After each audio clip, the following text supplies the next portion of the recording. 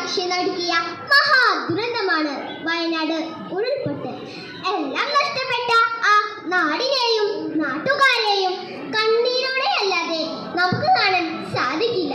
ഈ മഹാവിപത്തിൽ നിന്നും രക്ഷപ്പെട്ട ഒരു മുത്തശ്ശിയെയും പേരക്കുട്ടിയെയുമാണ് ഞാനിന്ന് ഇവിടെ അവതരിപ്പിക്കാൻ പോകുന്നത്. എന്തൊരു മഴയാണിത്! ഇങ്ങനെ ഒരു തോരാത്ത മഴ എത്ര ദിവസമായി തുടങ്ങിയിട്ട്.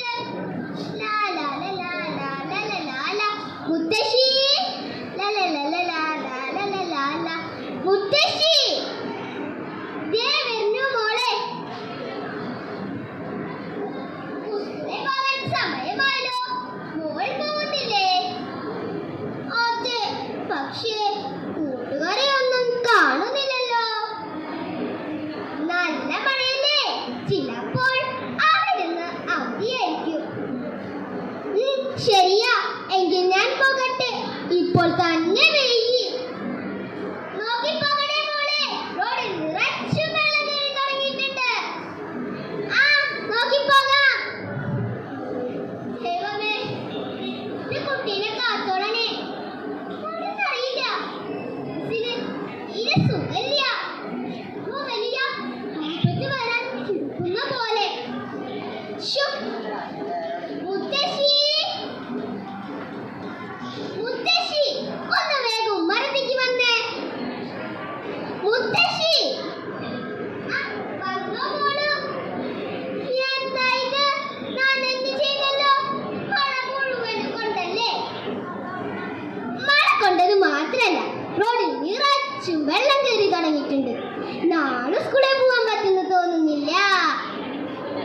മതി മതി, തല തൊട്ട് പനി വരും. പള്ളി കൂടമുണ്ട്. വെള്ളരിമലയുടെ താഴ്വാരത്തൊരു വിദ്യാലയമുണ്ട്.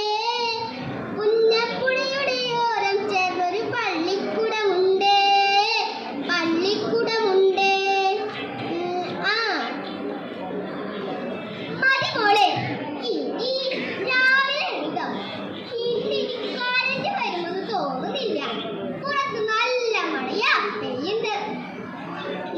ശരിയാ, നമുക്ക് ഉറങ്ങാം. എനിക്ക് ഉറക്കം വരുന്നുണ്ട്. അയ്യോ, എന്തായത്? വലിയ ശബ്ദം കേട്ടത്. അറിയില്ല മോളെ, അറിയില്ല. കുലുങ്ങിയതുപോലെ. വാതിൽ തുറന്നോട്ടെ. അയ്യോ മോളെ, ഉരുൾപൊട്ടലില്ല. അയ്യോ, രക്ഷിക്കേ. അയ്യോ മുത്തശ്ശി, എന്റെ കാല് കിട്ടുന്നില്ല മുത്തശ്ശി, എന്റെ കാല്. കരയാതെ മോളെ, കരയാതെ. കൈ മുറിക്കാൻ പറ്റും. വേഗം. എനിക്ക് നീങ്ങാൻ പറ്റുന്നില്ല മുത്തശ്ശി. നമ്മൾ മരിച്ചു പോകുമോ? ഒന്നും പറയാതെ, കൈ മുറിക്കാൻ പിടിച്ച് കയറി വാ, വേഗം.